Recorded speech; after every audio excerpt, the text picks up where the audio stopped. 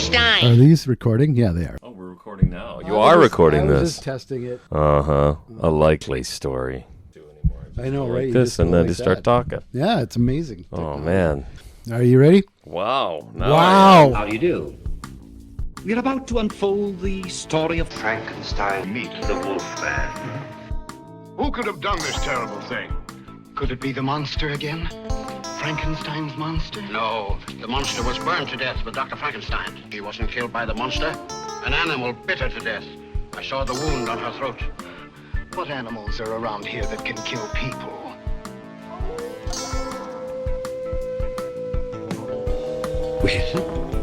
We've warned you.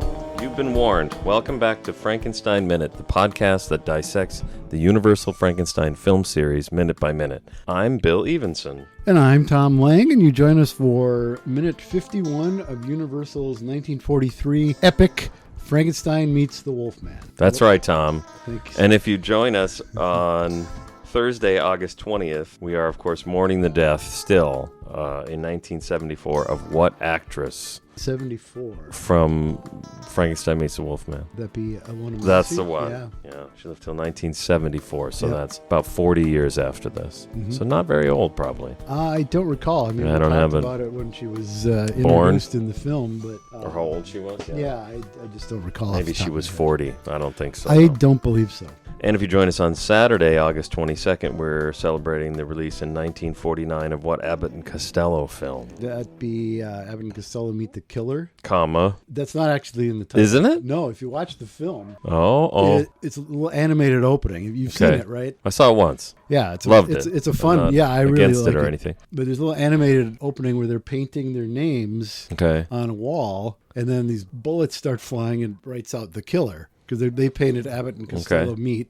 Or Bud Abbott, Luke, I don't remember. Sure. Lou says, you forgot to dot the I. And a knife flies in and dots the I. Okay. And then it pans down from that to introduce the cast. And the first name is Boris Karloff. So I on don't know. the film Sounds like itself, that might be still part. It could. There's no reason it couldn't be. it couldn't be, but it seems awkward. And I mean, in all the publicity, posters and all that, it is Abbott and Costello Meet the Killer, Boris Karloff. Oh, it is. Yeah. Okay. And that's just for, to get butts in seats. True. Yeah. Well, that's what it'll always be. Bud Abbott, Lou Costello Meet the Killer to me. Okay. And if you join us on Monday, August 24th, we are So celebrating nothing the birth. happened over the weekend? Well, that was on Saturday. Nothing happened on Friday, or Sunday. No, this is kind of a light. That doesn't look right, actually. I think there's a Excuse mistake me. here. A light week? No, I guess that's it. That's it? No, I'm not done yet, but I okay, mean, okay. it's not a lot. I don't have all these fucking Frankenstein films to talk about. Oh, come on. That's the fun Monday in 19. I'll make one up. Okay. Monday in 1907, we are celebrating the birth. This sentence has just gone way off the rails. Monday, we celebrate the birth in 1907 of what stuntman part. That'd be with the middle name Vincent? Billy Vincent? Was that? no, that's not somebody else. That's you.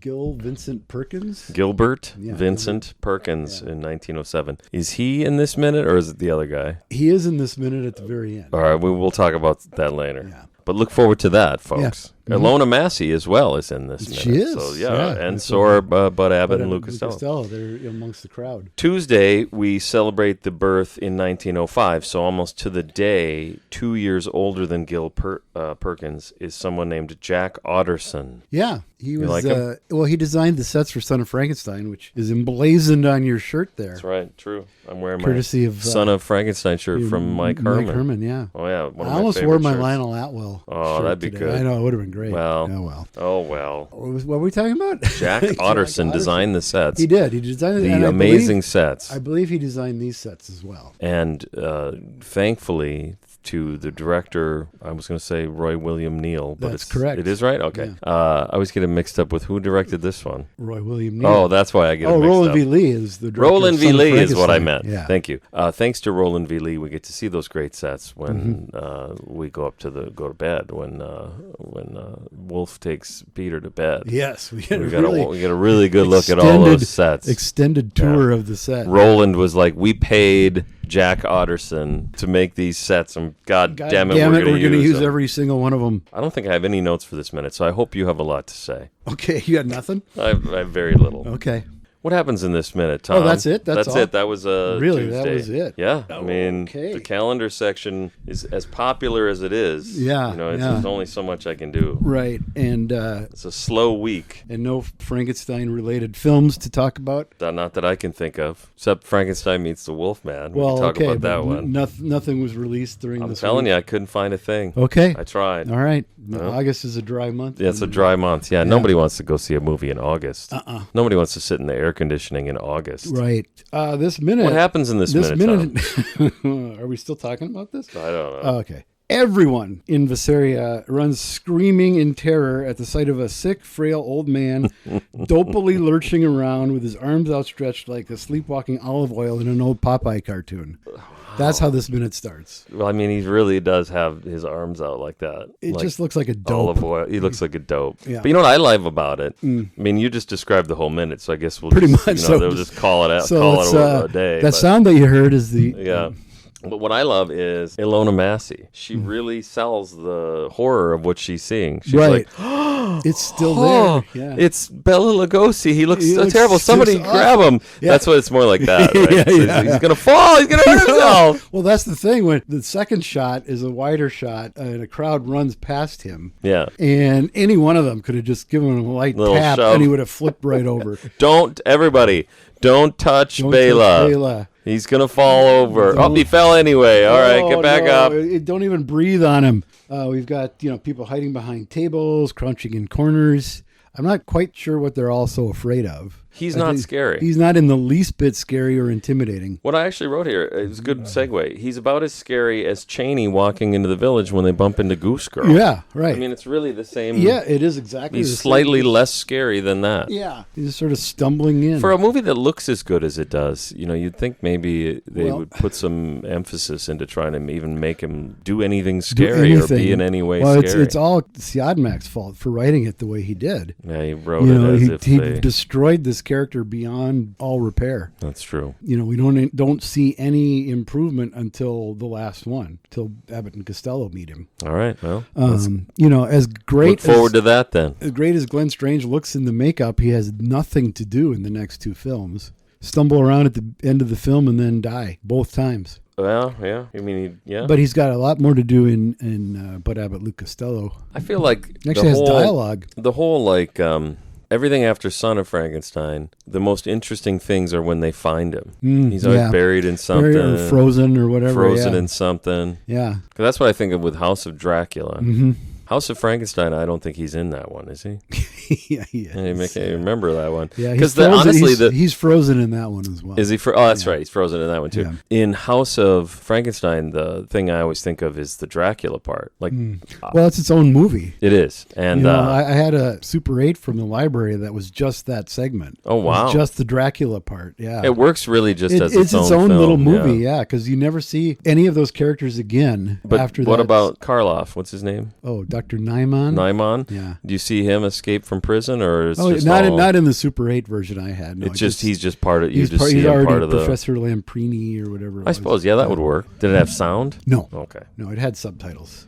So at one point, when you said those people run around the monster, they run past Larry, and it's kind of a cool thing. There's like 6 people run past Larry, and then he pushes through them. Yeah. And he cops a feel on a buxom Fraulein as she runs past. Yeah. That's kind of interesting. Yeah. We have a reaction shot of wide-eyed Elsa and Mannering looking puzzled. Yeah. Whoa. Yeah, why are we afraid? What's there's nothing going on here? About? The, quote, monster clomps around as, quote, terrified villagers run through the shot. Framed on, there's a couple horses on the left. They're there for a reason. They seem a little annoyed, but not scared. Not scared in the least, no. Which is good. The monster shouldn't be... He's a friend of animals and children. He is. There's a woman in the center of the group that is prominently visible throughout the whole shot. Okay. Her face is like center screen. Of which shot? Of the one where they're running past him. Oh, okay. And he's like in the background. Is that the one he cops a feel off of? This is the same shot, yeah. Okay. But it's not the woman that he cops the feel off of. Okay. That's an older, like, Hausfrau. Okay. And she looks, I'm sure she's like a stunt woman or something. I couldn't find anything. Not that I tried that hard. Yeah. Yeah, her face, and she looks very determined to get away. Yeah. You know, she's got this determined look, not frightened, but determined. And then a screen right of her is a guy who's like he's in a cartoon. He's hamming it up so much. Yeah. And then it's great stuff. There's an older woman at the back of the group, pushes a young blonde off camera, just shoves her. Okay. And then collides with Larry, who then cops a feel and tosses her aside. I think he cops more than one feel, because I think the other woman, he might get a little bit of bit of that too. All right, yeah. You got to take advantage of these situations Well, when you've been dead for years. It was a different time. That's true, and it's Larry, so you got to runs up to the monster. The worst. Yeah, right. He runs up to the monster, grabs the monster's arm. There's a slight struggle, and then 3 seconds. Nothing happens. They stand there and look at each other. Yeah. For 3 seconds. Then Baylor remembers that he's supposed to clear his throat. Yeah. No, it's me. Well, hold on. I'm not. You're not done with that? I'm not opposing you on this. This is bad. Oh, it's awful. This is bad when this happens. Awful. Is this the best take they had, or do they not do multiple takes? Well, I don't know. Lugosi does. It's like, they can do dubs. They can mute certain things from sound. Is there like a missing sound of the director going, Bela, hello, act? Yeah. So he's not only not scary, he's almost comatose. Yeah, he's just like heroin will do that. Yeah, that's true. Lugosi is not his finest hour. No, this entire film is not his finest hour. No. There's nothing in this film. If this was the only film you ever saw of Bela Lugosi, you're like, what the fuck is this guy? Yeah, that's true. Why is this guy such a legend? Yeah, but we've already watched one of his best films. We have. And we loved him. And like one of his second 100%. best. You think? I think his Igor in Ghost is, pretty right good up, too. right up there. It's Sure. not as cutting it's as a big it is. step down, but yeah. Yeah, but it's still Igor, and it's still Igor's still good. Still, true. Yeah. He's what am I saying? He's the best part of that movie, probably. Oh, absolutely, yeah. Yeah. I think with Son, it's a toss-up between... I'd give it to Igor, but Atwill is in the running. Sure.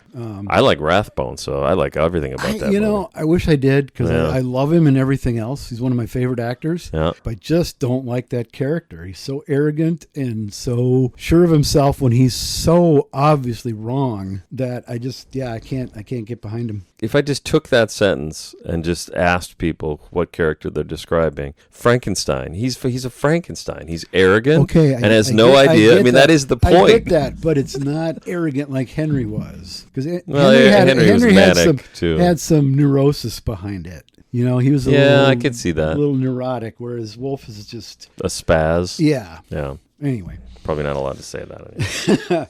No, it's me. Come on, let's leave. The subtitle says we should leave. But I think it's come on with me. Either way, the subtitles are just guessing at this point. Subtitles are... But I think it's interesting because the combination of Lugosi, his paws, and Chaney's paws that he puts on, he puts his hands on the monster and shakes his arm. Hey, go. Hey, yo. Act. And then he says, come on, it's me. It's not a lot of references to the fact that the monster's blind. Right. And that makes a lot of sense if he's blind and no sense at all if he's not. Yeah. So I think that's interesting. Yeah. Something worth noting in minute 51 of Universal's 1943 film, Frankenstein meets Wolfman. Space Monster. I'd rather actually be talking about that one from this point on. Well, we could try it. How many minutes are in that? For as bad as it is, it's actually kind of fun. Well, here's the thing. I like this movie, and I think this might be the low point. That's what I was saying earlier a couple weeks ago when I said that my least favorite moment is coming up. Yeah, this is bad. This sequence, once Bela comes bumbling into town, it falls apart completely. And we're only halfway through it. It doesn't get better. No. It gets no, it doesn't. Ever so slightly better by the end, I guess. I don't know. Like I've always said, it's a great Wolfman movie. It's a terrible Frankenstein movie. I'll say this, something I didn't put in my notes. From here on out, it is a Frankenstein movie. Pretty much, yeah. It's kind of interesting that I hadn't really thought about it. But everything from here on out is more Frankenstein than Wolfman. It is, and that's probably been true before this minute, maybe just the last couple of minutes. Yeah. But it's still a Wolfman walking into a Frankenstein movie. Now it's just going to be a Frankenstein movie. movie. Well, it's a Frankenstein movie with the Wolfman in it. Yeah, there you go. I guess. Yeah. But I look at it more of it's a Wolfman movie with Frankenstein in it. Yeah. Because obviously Kurt Siodmak hated that character. But like all the tropes are yet to come. Right. The Frankenstein tropes. The Frankenstein tropes. He leads the monster towards the horses. We cut back to... Which is just awful too, right? Oh, it's ridiculous. It works on some level if he's blind, but since this movie, and we've said this a million times, people know this, it's the most famous thing about this movie, but it bears repeating. We got to fill time on this sucker. Yeah. There's no evidence in the film that he's blind. He's blind at all. Yeah, they don't say anything about it. Mm-mm. So him helping him onto the cart like that just looks just so pathetic. awful. Yeah. Really, really sad and pathetic. Mm-hmm. And like 3 weeks ago, I had that bonus episode where I read a letter from, an email from... still haven't had a chance to No, you're not missing anything. Okay. From Wallace Matthews talking about how much he likes this film. And I was just like saying how much I like the film. I read a contemporary, or a review from, not a contemporary, but a review from Universal Horrors. 43, yeah. I think it was that one. It was just like, or not the whole thing, but just like talking about how generally this is such a great movie. It is, generally. And I have to say that at this minute, because this minute is so bad. Yes. This is really bad stuff. When they were in the castle ruins earlier, and there's that wide shot where Bela is clearly saying something, stumbling and flailing his arms, and flailing, and that was his mouth flapping. Yeah, that was the second lowest point. This is by far the lowest point. Because it takes so long. It takes so everything long, takes so long. Nothing. It takes so long for Bela to growl. It takes so long to get him up on the cart. On that cart, and then, well. The mayor and some guys peer up from behind a bar. Atwell's still doing it. Yeah, he's still like bringing it home. He looks like he's really trying to understand what's going on. Yeah. He is not afraid. I guess he is sitting. He is crouching hiding behind a bar, and he's got a big club. He looks like he's trying to still. He doesn't want to. I think he's trying to just figure out what the fuck is going on. Yeah, I better understand what's going on. Right. I'm law enforcement in this film. I mean, he is. Because there's nobody else. Well, I don't think we've talked about this. Bruno. Oh, yeah. There's one guy. One other police officer in the whole thing. Yep. Yeah. And we know the mayor is, he's not the Burgermeister. He's the mayor. They refer to him as the mayor. They do. They talk. Which I think is the same. And on screen, you see the word mayor. It says mayor's office. Yeah. But I think it's the same thing. I think it's the same. Yeah. Same role. Yep. Anyway. Monster. Where is Kuno then? Or Guno? He's coming up. Okay. He'll be in the next scene. Well, I don't know where. I don't know where he is during all this. He should be slugging back, slugging back some wine. Probably true. Monster kneels amongst some barrels on the cart as Larry urges horses, which is what the subtitle says. Oh, does it say that? Yeah, he's like, I didn't even know. Or whatever, does that sort of thing. But like when you say, so Lugosi getting up on that cart and the position he takes up on that cart, he's kind of like in all fours, but with his ass up. And like one leg is stuck back behind him, straight back. It's like you couldn't do any better than that. Yeah, that's it. I mean, the only thing that almost forgives it is the next shot. The stuntman needs to be in roughly that position. Yes. Yeah. But it'd been just as well if he just sat down.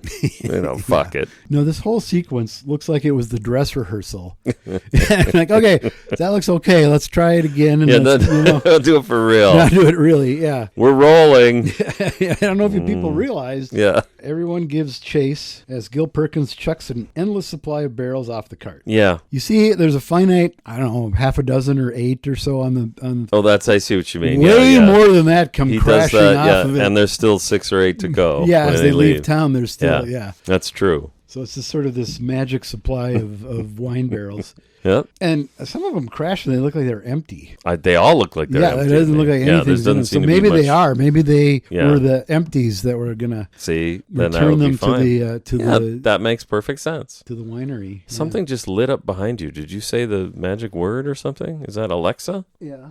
Okay. Well, I might have. Never mind. It just blinked. Oh. Okay. Never mind. I must have said something that looked like Ziggy. Or sounded like Ziggy. Whatever. Right. No problem. Okay. Oh, Jesus. Elsa and Mannering watch. Larry races through town as villagers run after him. This is most definitely a set because we never see any other angle on this. every shot that takes place in Visaria is from this, looking at this. That's true. Portion like toward the clock. Yep. Yeah, that's true. So there's definitely got to be a set. Well, you've already convinced me. Okay. But yeah, that's another good point. Yeah, because I just noticed that the wide shot as they're tearing out of there, it never cuts to any other angle, and it's never outside. Well, for that matter, when the monster came in that way. Yeah, exactly. Last week. Oh, that really looks like a set. Yeah. Just the way it's lit, and but you can almost imagine the rafters of the soundstage just above him. Yeah. You can't see him, and it's fine. It works. That's true. As and I think where that's concerned, it still looks good. Yeah, no, it's a good set. It's just watching it like this, like a madman, in minute segments over and over and over again. Like we're editing it, but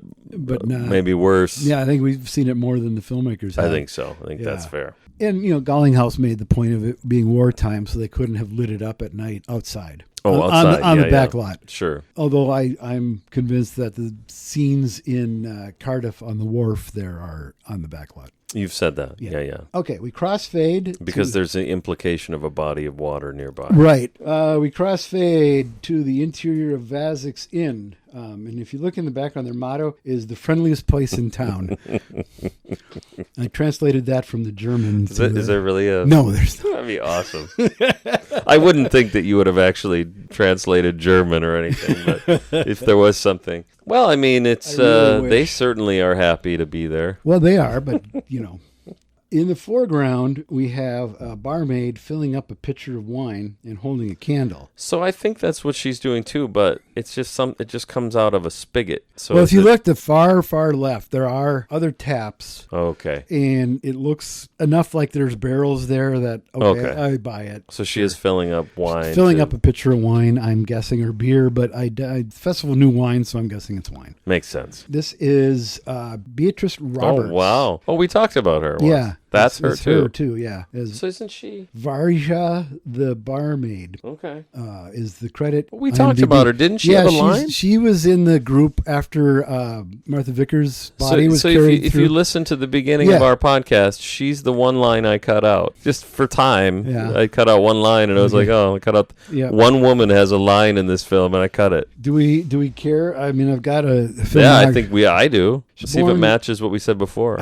Yeah. So go back to episode whatever. March 7th, 1905 in Manhattan. Oh, wow. Died July 24th, 1970 in Plymouth, Massachusetts at the age of 65. Nice long life. She's got quite a few credits. And some of the more interesting ones, The Return of Chandu, Lugosi's in, which is also referenced in the film Ed Wood. Oh, is it? Erroneously, yeah. He said he won't go near a Jacob's Ladder because he was burned by one on the set of Return of Chandu. And there's not a Jacob's Ladder in it, okay. But that's fine. Nightlife of the Gods, which for some reason is in Universal Horrors. Yep. Flash Gordon. You ever seen it? I have not seen that. No, neither have I. No, it's not readily available, I don't think. I found a copy somewhere. It's on my computer. Okay. It might have been just on YouTube if you can. Yeah, maybe I didn't look. YouTube. I haven't looked. Flash Gordon's Trip to Mars. He has a pretty prominent role in that. Okay. Never Give a Sucker an Even Break. Is that good? It is. It's W.C. Field's last hurrah, literally. Does he die after that? Very shortly. You know what I did the other day? I needed to test some stuff on my computer. I needed to test a Plex thing that I was setting up. So I added 4 short films, and they just turned out to be 4 short Laurel and Hardy films. Okay. I haven't watched enough Laurel Hardy in my life, but I was watching one just to just testing something, and I look, and Stan leaves the room, so he goes to shut the door, but if I'm putting down my drink, that must mean I'm going to do something visual. It's But he goes to close the door, realizes his hand's in the way, so he grabs it with his other hand. So now his other hand is in the way, and then he kind of pushes the door open and looks in to sort of apologize. Like he does this whole bit of business for about 10 seconds to close a door. Yeah. I don't know why I don't watch more Laurel and Hardy. You should, because I think just a magnificent. Stan, I believe, is up there with Chaplin and Keaton. And I think Chaplin would say that. I think was a big Keaton would too. Yeah. And they hung out, Keaton and Laurel. Or was it Keaton? Maybe it's Keaton I'm thinking of. Not hung out, but they were pals. They did a podcast together. They did, yeah. It's really good. You should check it out. Yep. That'll be our next podcast. I'll do my, because I can't. Buster Keaton's got a very specific voice. Maybe you do that, and I'll do Stan Laurel's. Okay, all right. Jesus Christ. Cut all this out. She's Never Give a Second an Even Break. The Mystery of Marie Roget. Right. Which is also in Universal Horrors. Yep. Flash Gordon's Trip to Burbank. Maybe because of her that these are in the Universal Horrors. Yeah, maybe. That's the tie-in. Yep. Phantom of the Opera, which is one of our favorite films. Jungle Woman, Invisible Man's Revenge, Dead Man's Eyes. Jeez. The Killers, which is one of my favorite film noir. And who made that? Robert C. Odmack actually made that. Okay. It's where you get that dum-dum-dum music that was used in Dragnet. Really? Yeah, it originated there. Oh, that's fun. I believe. Or else it came from a radio show. I'm not... Oh, okay. One or the other, I forget. One or the other. And she's also in the infamous The Brute Man. Oh, Mystery Science Theater movie. Mm-hmm. Oh, yeah. Yep, there we go. Starring who? Rondo Hatton. Rondo Hatton. And Jane Addams. Oh, really? Mm-hmm. Oh. Yeah, she's very lovely. Beatrice was Louis B. Mayer's mistress for a while. Oh, that I think we did talk about. We talked about that. Yeah. Yep. Wow. So there's Vazek and some guys in the middle, in mid shot. Is another group of guys, including Mayer, Guno, and Rudy. Dwight Fry, shuffle in the background left, looking dejected. And a little disheveled. Disheveled, yeah. Yeah. Yeah, the mayor is like wiping sweat off his brow. I feel like I think he's even, well, we'll see next minute, but I think he's even got like grease on his face. Yeah. Like he's been working on the car. Where have they been? They talk indistinctly. Barmaid crosses through the shot. We kind of follow her as it pushes towards the table that they sit at. Just yet another beautiful shot. Yeah, it is. Yeah, it's a good looking film. It is, and that's where the minute ends. Thank God. Oh, good. I guess we're. Oh no. Got any more questions, wise ass? Wait, I heard something. Mm-hmm. Sorry, that was the egg salad burrito I had for breakfast. Oh, yeah. I heard something else. Oh, did you? Yep. That was my egg salad. Oh, yeah. Good thing the door's open. Yeah. No, I think the sound that you heard was the theme song to Got Any Wise Ass Comments? Wise Asses, brought to you by Patreon. Do I have to do the whole thing? Mm-hmm. Okay. Go to patreon.com/Frankenstein Minute. Sign up at the friend level for $2 a month. You will get the episodes a day early on Thursdays rather than Fridays. Or you can go to the Wise Ass level. Sign up for $5 a month. Click the Wise Ass box. Not only do you get the episodes a day early and access to the bonus content, but you also can get the minutes emailed to you, and you can comment on them like these fine folks here. And the first comment is that like a King Kong novelization? Mm-hmm. What do you have like 3 or 6 of them? This one is from the 30s. Okay, it's an actual novelization of the film. That was the one and it's in public domain, so that's why you'll see things based on that story without having to pay the royalties. Okay. This one is the novelization of Peter Jackson's, which I've not read. Okay. I just got it because. Yeah. This is the screenplay for the 76 remake. Okay. Did you have anything from King Kong Escapes? It's probably over with the Godzilla stuff. Oh, I see. Okay. All right. I mean, it's referenced in several of these books. So that was the first comment. That was from Billy Vincent. Okay. Well, thanks, Billy. Yeah. Dino Stamatopoulos writes, as an alcoholic, the dumping of all that new wine hurts. But I think you already made it better with your comment. They look like they're probably empty. Yeah. We don't see any actual wine spilling. We don't see people slipping on the wine. Like, that'd be great. Yeah. Turns into this great gusher of wine. The great chase kind of scene where they're all slipping and falling and throwing stuff at each other. Yep. That'd have been great. Sadly, we don't get that. No. Sadly, those barrels look like they're empty. They do, but I can understand. Or at least they don't pop open. Well, when they hit the ground, it looks to me like they just split apart and there's nothing gushing out of it. Okay. Maybe I'm wrong, but that's... I don't see any gushing. Having watched it 47 times in preparation for today... We can reassure you, Dino, no wine was harmed in the making of this film. Yeah. What do you got there? Oh, it's the... Well, that's not today, is it? Today, no. Thanks, Gino. Mike Herman writes, I think it's telling that Cheney screaming like a maniac wasn't going to cancel Winefest 43. But this goofiness sends everyone into hysterics. Exactly. Yeah. That's true. Everybody's like, well, we had one drunk guy. That happens at the new wine day. Every festival. Hey, speaking of screaming like a maniac, I don't think we ever mentioned the scream in this one is hilarious. There's like a yeah. when the women are running towards the screen, it sounds like a guy going It's not quite the Wilhelm scream, but it's up there. Yeah, it's right up there. Yeah. We'll have to put that in the in the opening. in the opening now. The opening and the closing. Yeah. Belong. That's it. That's all the comments? That's all the comments. Well, that's all it deserves. That's all we need.